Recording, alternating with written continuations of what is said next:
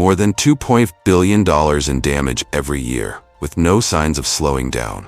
Wild boars, the longtime enemy of millions of farmers, are turning vast agricultural regions into real battlefields. In the United States, the wild boar population alone has grown from about 2 million to nearly 9 million in less than 40 years. They are becoming increasingly aggressive and intelligent, making control efforts more difficult than ever. But the US is not alone. In Brazil, the conflict has escalated to the point where farmers are digging kilometer-long trenches to stop wild boar herds from flooding across millions of hectares of farmland, turning fields into defensive front lines. So, how many measures are currently being used? And how many of them are actually effective against this dangerous invasive species?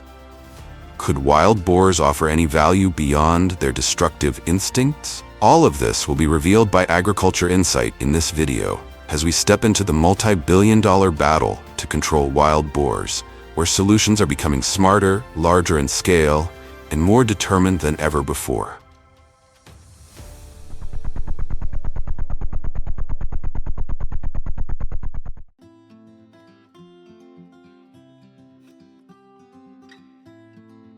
In recent years, the wild hog crisis in the United States has spread far beyond warm climate states like Texas and Florida. At least 39 states are now facing widespread invasions, including regions with harsh winters such as Minnesota and North Dakota. According to agricultural reports, more than 66% of the wild hog population would need to be removed each year just to slow their growth, a target that is nearly impossible to achieve given their astonishing reproductive rate. Female wild hogs can begin reproducing at just 6 months old, producing 4 to 6 piglets per litter and sometimes 2 litters per year, allowing entire populations to double in size within a single year. Even more alarming is the rise of the Java Porco hybrid, a cross between European wild boars and domestic pigs, which is creating a new nightmare for farmers and communities. More than 1,500 municipalities have already reported serious damage caused by this hybrid species. Weighing up to 200 kilograms, these massive animals often move in herds of 20 to 100 individuals, capable of trampling newly planted crops within minutes. Beyond their ability to evade traps with remarkable speed, they are also far less fearful of humans than pure wild boars, a behavioral trait inherited from domestic pigs, making encounters with people increasingly unpredictable.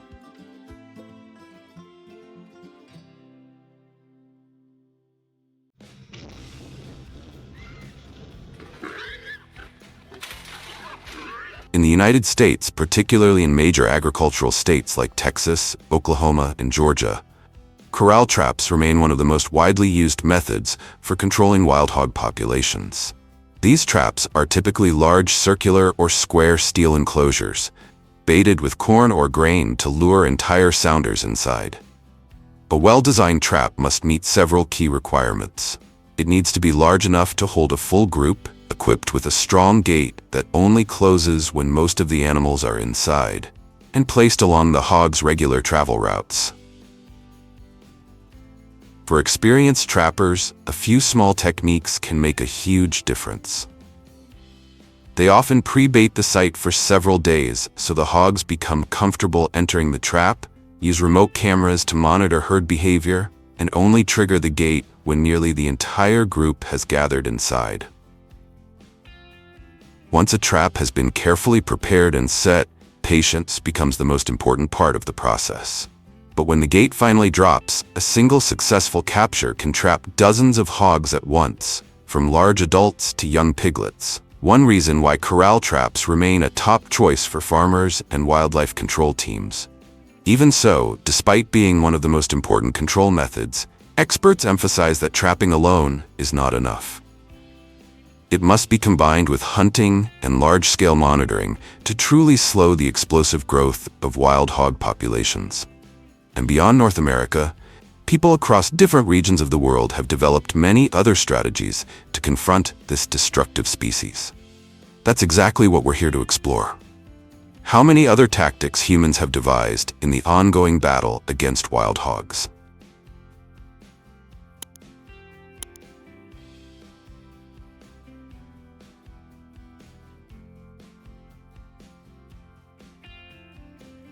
Right now, one of the most urgent concerns is the rise of cold-tolerant hybrid hog populations, often referred to as super pigs, emerging as a serious ecological threat along the border between Canada and the United States.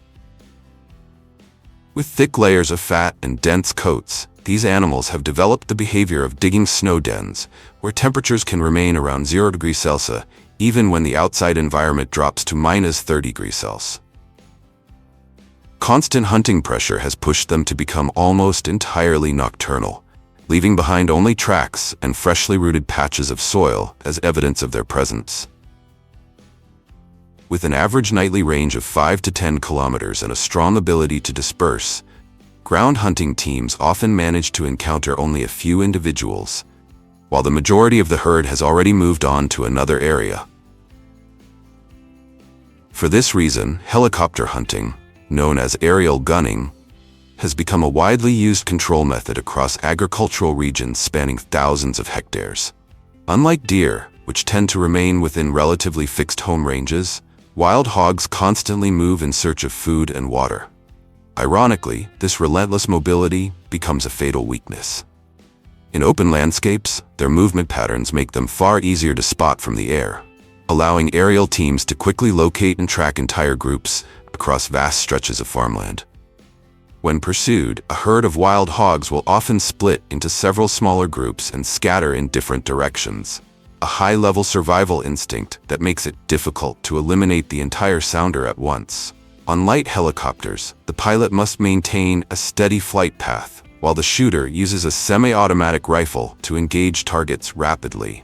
For experienced aerial crews, 30 to 50 hogs can be removed in a single hour, a level of efficiency that even highly trained ground hunting teams using tracking dogs rarely achieve. In Texas, although hunters do not need a hunting license to shoot wild hogs on private land with the landowner's permission, the activity is not entirely unrestricted.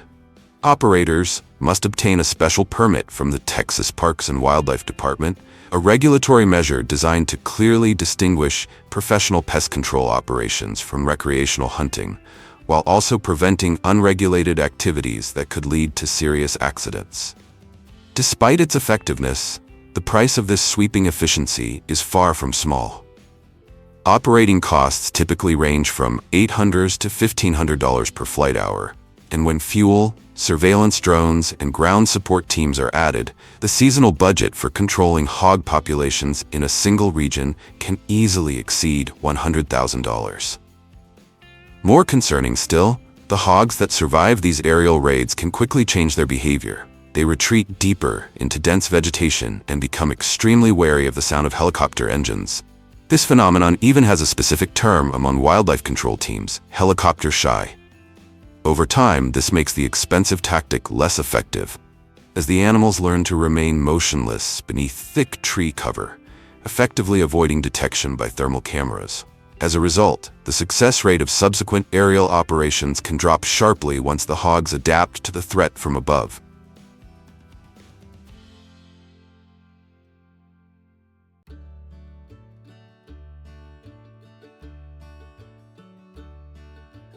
Another method increasingly discussed in wild hog control programs is the use of poison bait under controlled conditions. Unlike direct approaches such as hunting or trapping, this strategy begins in wildlife research laboratories. Scientists test different chemical compounds to identify substances that can effectively target wild hogs while minimizing risks to other wildlife. One of the most widely studied compounds is sodium nitrite. When mixed into bait, such as grain or fermented feed, the compound can interfere with the blood's ability to carry oxygen in animals that ingest it. After undergoing laboratory testing and environmental risk assessments, the bait is then introduced in carefully monitored field trials. In practice, the bait is usually placed inside specialized bait stations designed specifically for wild hogs. These devices allow hogs to open the lid using the strength of their snouts while making it difficult for smaller animals to access the bait. The bait sites are also closely monitored with cameras and tracking systems to evaluate effectiveness and prevent unintended impacts. Although poisoned bait has the potential to remove large numbers of wild hogs in a short period of time, the method remains controversial. As a result, in many regions it is only used within licensed wildlife control programs and is typically combined with trapping and hunting as part of a broader population management strategy.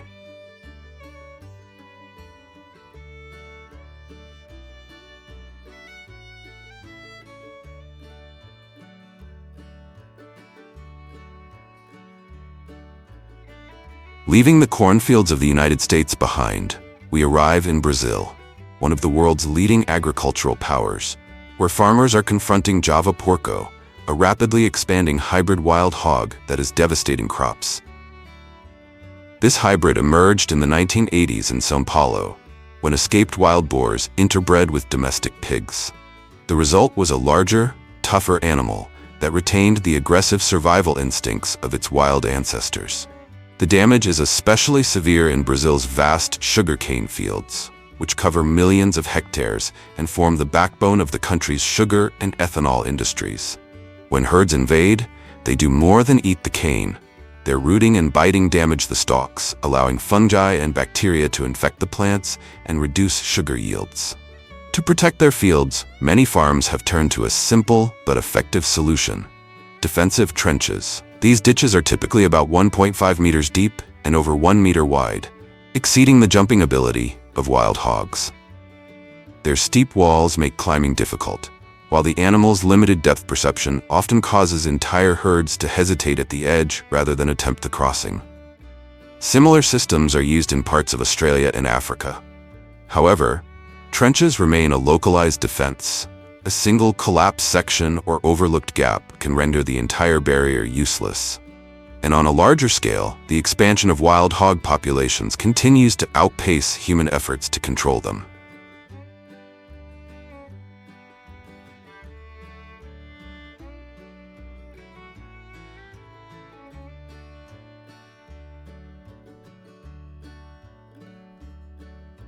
Returning to the question, can wild boars offer any value beyond their destructive instincts? In reality, wild boars do play specific ecological roles within natural ecosystems. And if the species were to disappear entirely from the wild, the consequences could be more serious than many people imagine. In arid regions, their habit of digging the ground to regulate body temperature and search for food often creates small depressions in the soil. During severe dry seasons, these pits can collect and retain the limited rainfall available, becoming critical water sources for amphibians, reptiles, and small native mammals. In parts of the Australian outback, water holes created by wild boars can maintain up to 40% higher soil moisture than the surrounding environment, forming temporary micro-ecosystems that help more than 20 animal species survive prolonged droughts. Beyond that, this digging behavior also affects surface soil structure. By overturning compacted layers of earth, boars allow oxygen to penetrate deeper into the soil, accelerating microbial decomposition of organic matter. In open forests, areas disturbed by wild boars can show vegetation decomposition rates up to 15% faster, helping release nutrients trapped in leaf litter back into the soil. In controlled population levels, the presence of wild boars can therefore act as a driver of nutrient cycling, supporting soil renewal and even contributing to plant regeneration in ecosystems that are beginning to show signs of biological decline.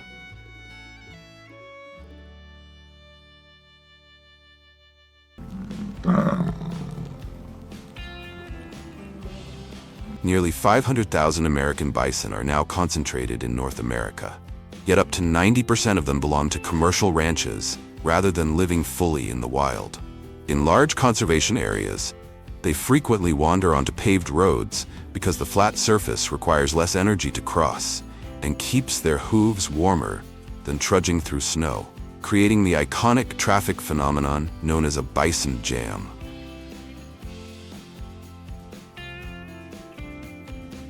With a lifespan of up to 25 years, bison have endured decades of brutal winters to retain their title as the largest land mammals in North America.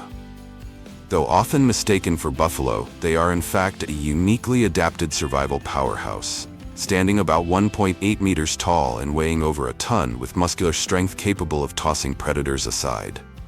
Armed with 60-centimeter horns and exceptionally thick hides, an adult bison has virtually no natural enemies. Even grizzly bears and wolves rarely risk a direct attack. But don't let their calm appearance fool you.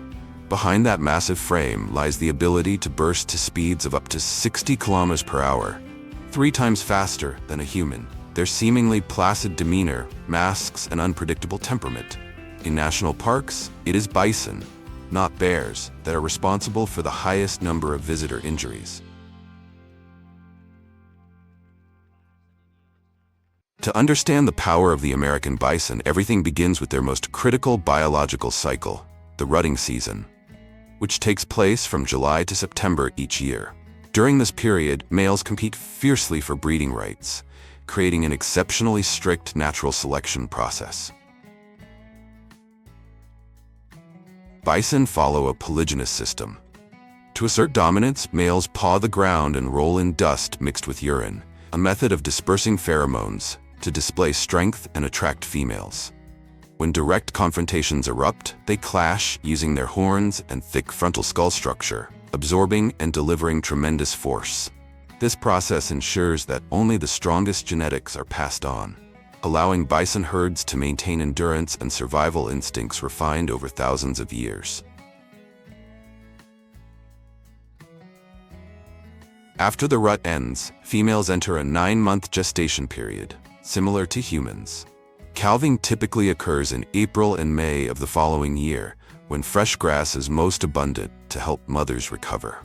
Remarkably, the entire reproductive process unfolds naturally without the need for medical intervention. Before reaching 150 kilograms in just about 6 months, a newborn American bison calf weighs only around 25 to 30 kilograms. Born in spring with a distinctive reddish-orange coat, it blends almost perfectly into the dry prairie grass, a crucial survival advantage against predators.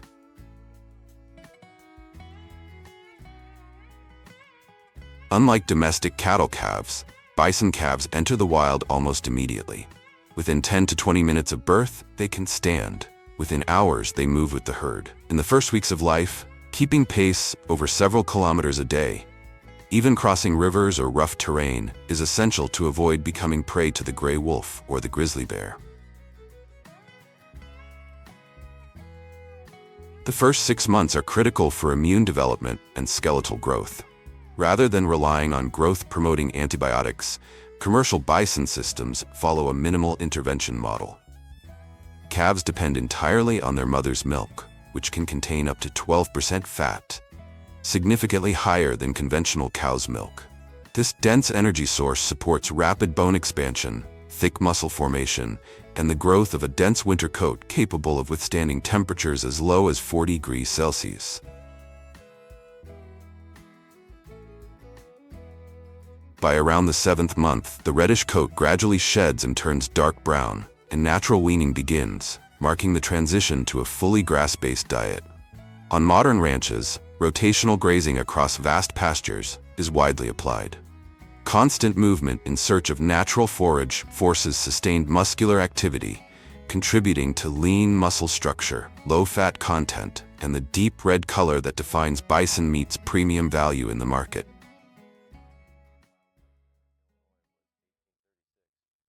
However, productivity is not driven by nutrition alone. Bison possess a tightly structured social system and are physiologically highly sensitive to stress. Even a single intense disturbance can elevate cortisol levels and heart rate for extended periods, directly affecting post-slaughter meat quality, particularly tenderness and water-holding capacity.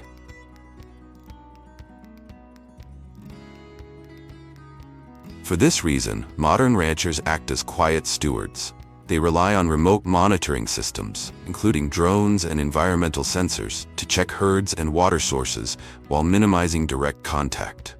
The goal is not to tame the wildness, but to manage it with minimal interference, preserving the herd's most natural state until the moment of processing. Although they roam freely outdoors, operating a billion-dollar supply chain requires precision. Every American bison is fitted with an electronic ID tag to track its individual health records and growth schedule. Managing animals that weigh up to a ton cannot rely on brute strength. Instead, ranchers use a squeezed chute, a specialized steel restraint system that gently presses against the animal's sides, holding it still for a few seconds during medical checks without causing stress or injury. This is a critical control point that upholds premium standards.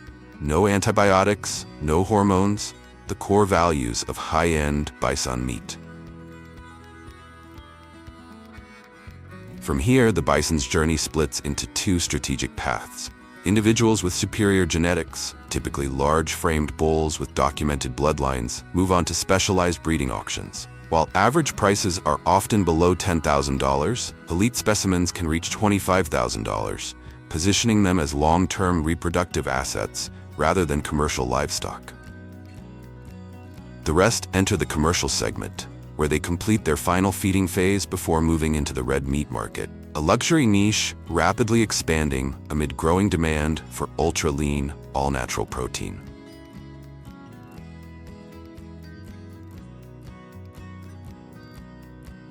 In North America, only about 400 to 600 American bison enter processing each day.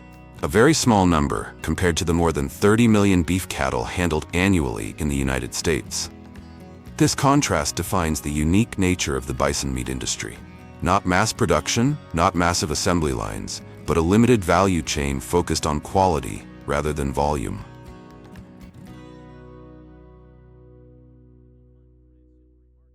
After being rendered unconscious in accordance with animal welfare standards and completing the initial preparation stage, the carcass is rapidly chilled to below 4 degrees Celsius within the first 24 hours to control microbial activity and stabilize muscle pH. A particularly critical step for bison due to their low fat content, which makes the meat prone to cold shortening if cooling is not precisely managed. Skin removal requires considerable skill, as bison hides are much thicker and more tightly attached. Even a minor error can affect the deep red muscle structure beneath.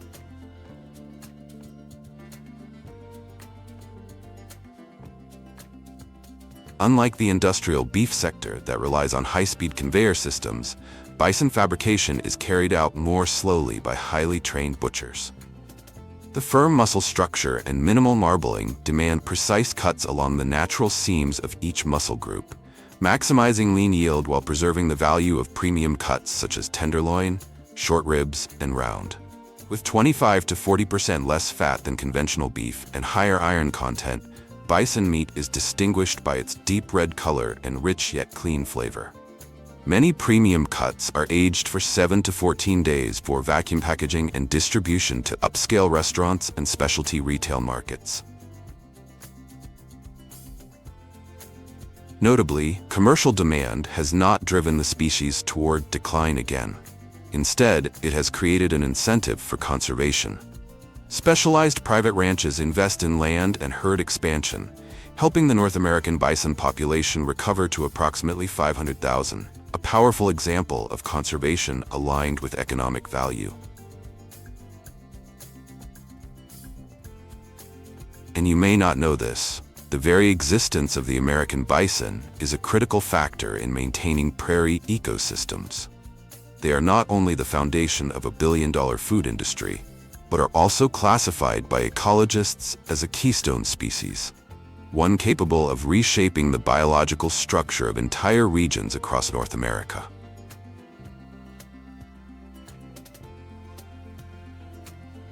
Through their constant movement and selective grazing on the tops of tall grasses, bison function as a natural biological trimming system. This allows sunlight to penetrate lower layers of vegetation, directly stimulating native seeds to germinate. The result is a more diverse, multi-layered, and stable plant community compared to grasslands subjected to static grazing. Even more fascinating are the shallow depressions they create by rolling on the ground, known as bison wallows. These formations can persist for 20 to 30 years. During the rainy season, they transform into micropond ecosystems, providing essential water sources for insects, amphibians, and migratory birds across otherwise dry prairies. Even their shed winter fur serves as valuable nesting material, increasing survival rates for native bird species. At a time when more than 70% of North America's native grasslands have been converted for other land uses, the return of the bison represents more than economic value. It stands as a model in which commercial activity and ecosystem restoration can coexist, a complete symbiosis between utilization and conservation.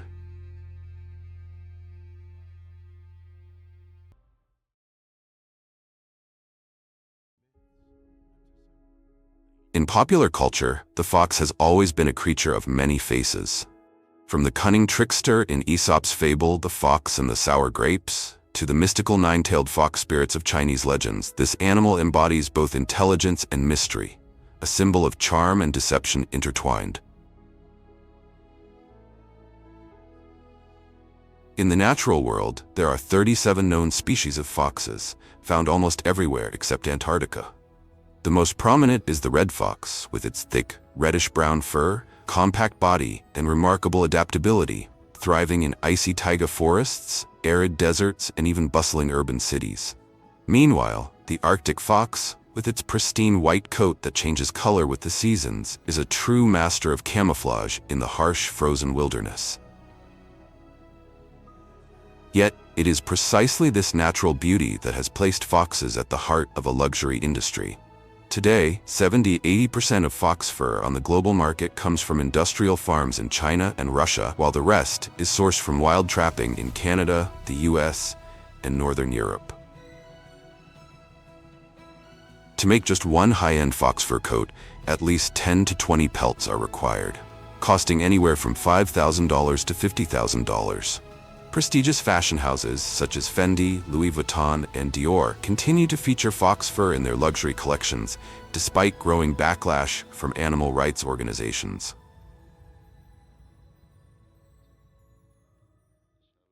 But that's only one side of the story. Now, let's step into the world of the fox, where instinct, intelligence, and untold secrets await discovery. Each year, as winter approaches, the survival instincts of foxes awaken, marking the beginning of the mating season, the most important phase in their life cycle. Foxes are known for their monogamous nature, with a male and female often bonding to raise their young together. But before that comes a competitive journey to find a mate, where males roam vast areas, searching for pheromone traces left by females in heat. Once he detects this biological invitation, the male begins to court her by chasing, nuzzling, or offering food, a way to test instinctive compatibility. During this time, both foxes become more aggressive, emitting distinct vocalizations and releasing strong scents that signal reproductive readiness. The mating process can last for hours and requires great energy. Interestingly, male foxes produce sperm only during the mating season, while females ovulate for just about 1 week each year, making their reproductive window extremely short, a moment both urgent and sacred in their wild journey to preserve life. After mating, the female fox begins preparing a special den, known as a maternity den, to raise her soon-to-be-born cubs. Unlike many other mammals, foxes do not use dens for daily shelter, but only dig them during the birthing season. The den is usually located in a quiet, hidden area with elevated, dry terrain and a narrow entrance to protect against predators. The gestation period of a fox is relatively short, about 45 to 50 days. When the time comes, the female retreats into the den, rarely leaving and becoming extremely cautious. Each litter typically consists of 4 to 6 pups, though it can range from 1 to 11, depending on the species and environment. The newborn cubs are blind, deaf, and entirely dependent on their mother for the first few weeks. During this time, the male fox provides food, while the female stays inside, nursing and keeping the cubs warm.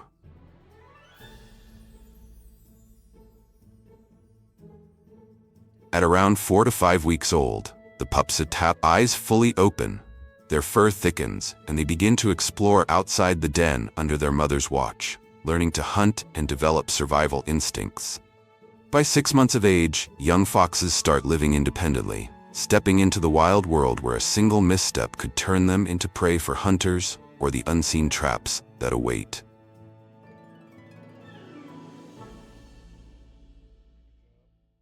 Each year, around 1 million foxes are hunted worldwide for their fur, pest control, or to protect native ecosystems. To capture such a cunning creature, hunters must deeply understand its behavior and biological rhythm. Foxes are nocturnal, equipped with sharp hearing and keen survival instincts, usually leaving their dens at night or dawn to hunt, patrol their territory, or seek a mate. Hunters often use spotlights or night vision and thermal scopes to detect the fox's glowing eyes reflecting in the dark, a telltale sign of their presence. They may also employ sound lures, mimicking the cries of injured rabbits, baby birds, or fox cubs, sounds that trigger a fox's hunting drive or maternal instinct. Remaining hidden and perfectly still, the hunter waits. When those slender silhouettes emerge and a pair of glowing eyes flicker in the silence of the night, that's the decisive moment, where calmness, precision, and ecological insight converge in a single pull of the trigger.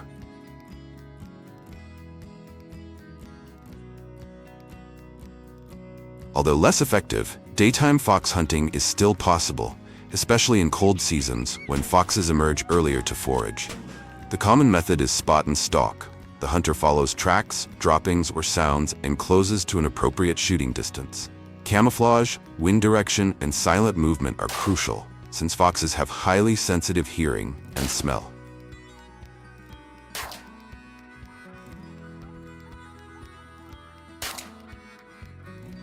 As a humane alternative to hunting, live traps are used when foxes need to be captured alive for inspection or relocation, rather than being killed. The trap consists of a sturdy metal mesh frame, an automatic drop door, and a spacious compartment to ensure the animal's safety. Hunters usually camouflage the trap with dry leaves and branches, placing bait such as fresh meat or eggs inside. When the fox steps on the trigger plate, the door shuts, keeping it safely contained until checked. Afterward, depending on regulations and conservation purposes, the animal is either released or relocated to a suitable area. In contrast to humane live traps, leg-hold traps were once a common tool for capturing foxes and other wild animals. Their mechanism relies on 2 steel jaws that snap shut when the animal steps on a trigger plate, clamping the leg tightly to prevent escape. Although highly effective and easy to conceal, this type of trap inflicts severe pain and panic on the trapped animal, sometimes causing broken bones or serious injuries. For this reason, many countries today have restricted or completely banned the use of leg-hold traps, promoting more humane alternatives that balance population control with respect for wildlife.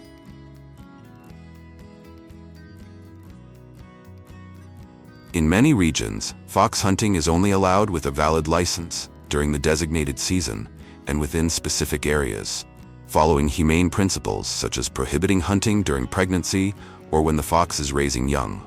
At the same time, numerous rescue farms and conservation centers have been established to care for, rehabilitate, and release captured or injured foxes back into the wild.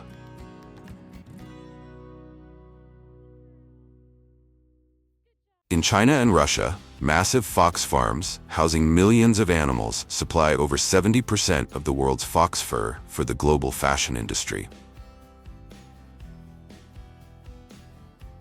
Compared to their wild counterparts, farm-raised foxes are noticeably tamer and less wary. Some even grow friendly toward humans, resembling domesticated dogs more than the swift, cunning predators they once were in nature.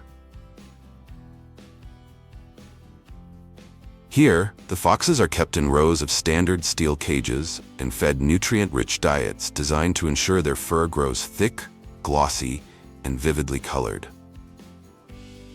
Once they reach the ideal size and their coats achieve commercial-grade quality, they are selected for harvesting, providing raw materials for the luxury fur manufacturing industry.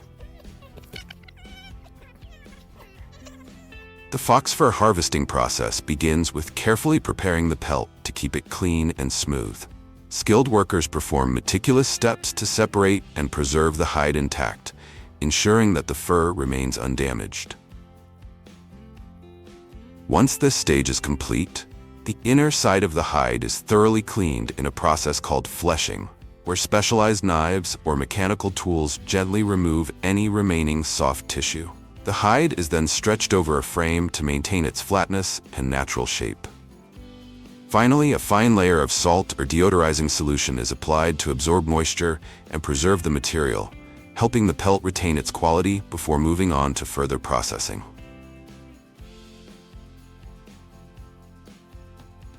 After being salted, cleaned, and dried, the pelt enters the tanning stage, where raw hide is transformed into a durable and supple material. Modern tanneries use tanning solutions, often based on chromium salts or natural tannins, soaking the hides for several hours or even days. These agents penetrate deep into the fibers, preventing decay while giving the leather flexibility, elasticity, and strength. The hides are then dried, softened, and gently buffed until the inner surface becomes smooth and even.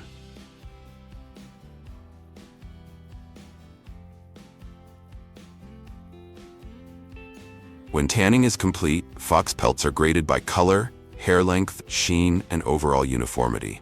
The finest pelts, usually in rare shades such as silver, blue, or white, are reserved for luxury fashion.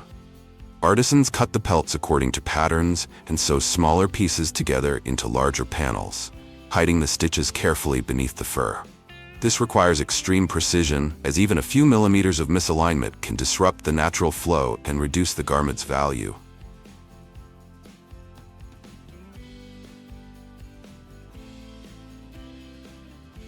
The finished panels then move on to the shaping process.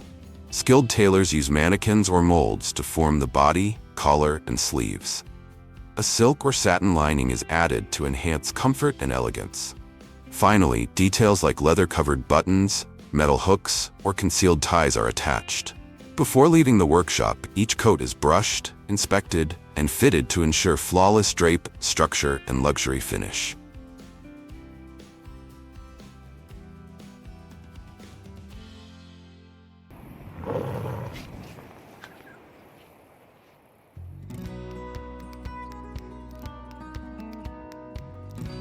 Many people think kangaroos are cute and gentle animals, until they see a tall, muscular one boxing with a human or locking a hunting dog in a headlock on the grasslands.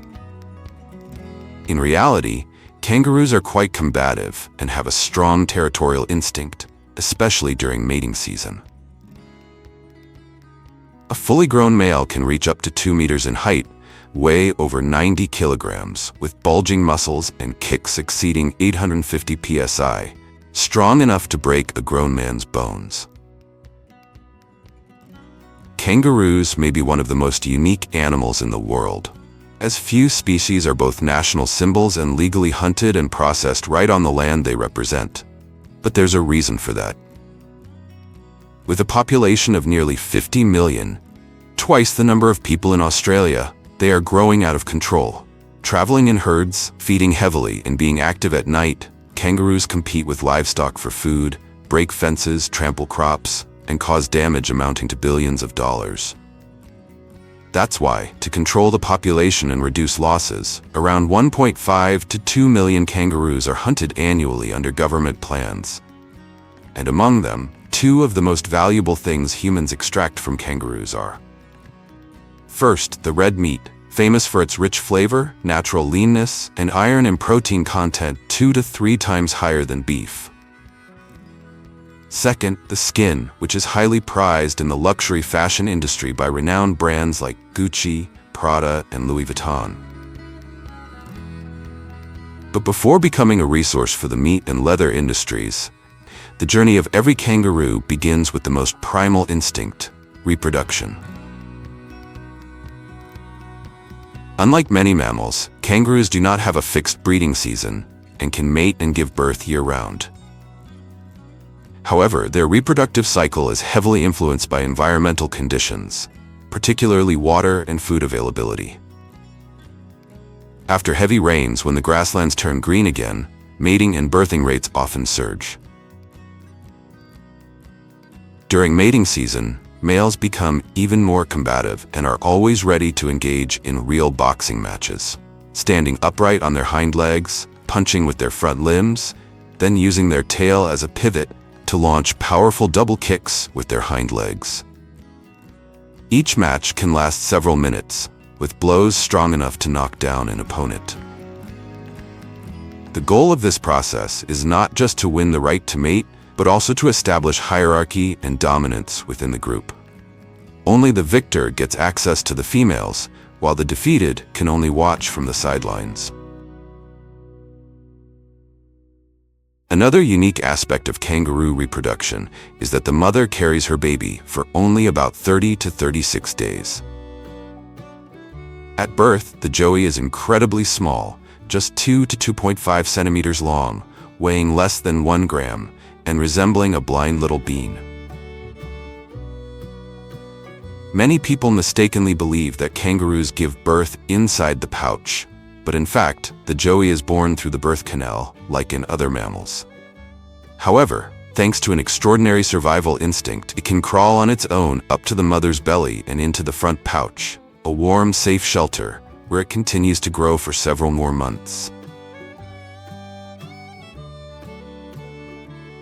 The joey remains in the mother's pouch for 6 to 8 months, a perfect nursery for its development. Even as it becomes fairly large, the mother patiently cares for it with dedication. Only when the young kangaroo becomes strong enough to stand and hop on its own does it begin to leave the safety of the pouch and embark on its journey to explore the outside world, just like a child taking its first steps. Importantly, the decision to leave the pouch is not forced by the mother, but is a natural process that follows the joey's own development. Have you ever seen a baby kangaroo poking its head out from its mother's pouch?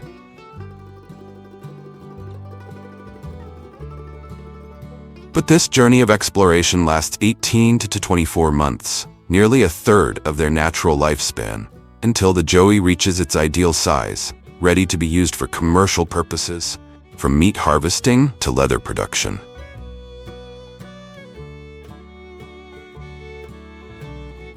To deal with kangaroos is no simple task. Their sharp senses, incredible speed, and unpredictable movements make hunting them one of the most challenging pursuits in the wilds of Australia. The first key to a successful hunt is location. In wild regions with high kangaroo density, licensed hunters in Australia use satellite maps to track the movement routes of kangaroo herds.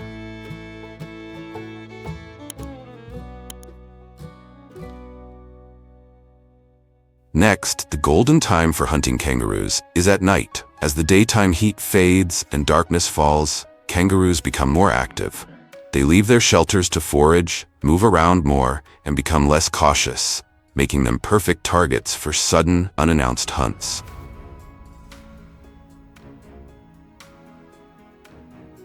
Unlike controlling wild boars in the United States, using bait traps is ineffective for kangaroos, as they are not easily attracted by food, and such methods can cause inhumane injuries, which are strictly prohibited under Australian government regulations. Instead, hunters use high-powered spotlights and scoped rifles to identify and target kangaroos from a distance, often shooting accurately from up to 150 to 200 meters away.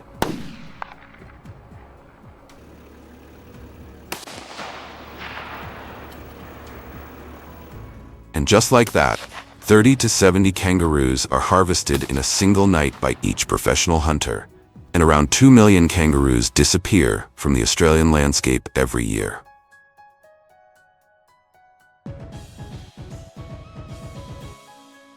The hunt is not only a reward for patience, precision, and a deep understanding of animal behavior, but also a legal and scientific method of population control, helping to maintain ecological balance and reduce conflict with humans.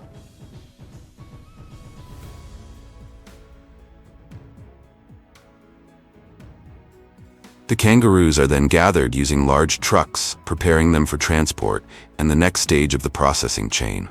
Kangaroo meat is pre-processed on-site to ensure maximum freshness. And here's something you might easily notice. The kangaroo's tail is never left intact. Because the tail serves as a quantifiable proof, each one corresponds to a hunted individual. Hunters are required to cut and submit the tail as a mandatory part of their harvest report, under strict government regulations designed to protect the long-term sustainability of wild kangaroo populations. One detail you might have overlooked is that some mother kangaroos may be accidentally hunted while they are still pregnant or nursing their young. That's why compassionate individuals and animal welfare groups, such as WIRES, Australia's largest wildlife rescue organization, step in to rescue and raise these orphan joeys with care and dedication. Despite rescue efforts, only about 10 to 20% of orphan joeys are found and survive after their mothers are hunted.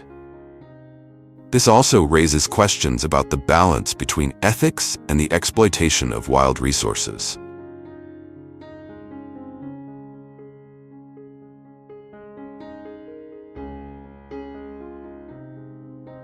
Specialized trucks quickly transport the kangaroo meat to the processing facility. At the receiving area, each kangaroo carcass is hung onto an automated conveyor system, moving them through a series of inspection stations. Workers in protective gear and sanitary gloves perform a preliminary check on each carcass, closely examining the surface to detect any abnormalities or signs of substandard quality. Inside the factory, each kangaroo carcass is hung upside down and moved to the skinning station. Here, workers use specialized knives to separate the skin from the meat with precision and decisiveness. The skinned kangaroo meat remains hanging on hooks and continues along the automated line to the internal inspection area. This stage serves as an intermediate filtering step before the meat is cut and sorted in detail. At this point, workers perform a basic assessment of the meat based on color, texture, and smell to determine its freshness and initial quality. In the portioning area, kangaroo carcasses are laid out on work tables, where dozens of workers carry out cutting, cleaning, and separating various muscle groups. Using specialized knives, they carefully divide cuts such as loin, thigh, shoulder, and ribs while preserving the natural muscle structure. Each step is performed swiftly yet precisely, thanks to the workers' practice skills and the smooth coordination between stages of the production line. Once portioning is complete, each cut is given a final inspection and neatly arranged into trays according to type and size. Fresh kangaroo meat has a distinct deep red color, firm texture, and is virtually fat-free. After portioning, the meat cuts are placed into specialized plastic bags and passed through a vacuum sealing machine, which extends shelf life and prevents bacterial growth. Each package is clearly labeled with detailed information such as cut type, weight, packaging date, and traceability code. But that's only half of the economic value derived from kangaroos. Beyond the red meat, their hides are fully utilized, transformed into premium material for luxury fashion brands like Gucci, Prada, and Hermes. In the initial stage, the hides are placed into large rotating drums, where they are soaked, washed, and chemically treated to remove any remaining impurities, hair, and fat. After hours of continuous tumbling, the hides become noticeably softer. At this point, they resemble giant sheets of sandpaper, but with remarkable flexibility and durability. After chemical soaking and treatment, kangaroo hides are either air-dried or gently heated to remove excess moisture before moving on to the flattening stage. Each hide is fed into a specialized hydraulic press, where pressure and temperature are precisely controlled to smooth and even out the leather surface. Workers then manually inspect each hide, checking for wrinkles, creases, or minor defects before it proceeds to the next step.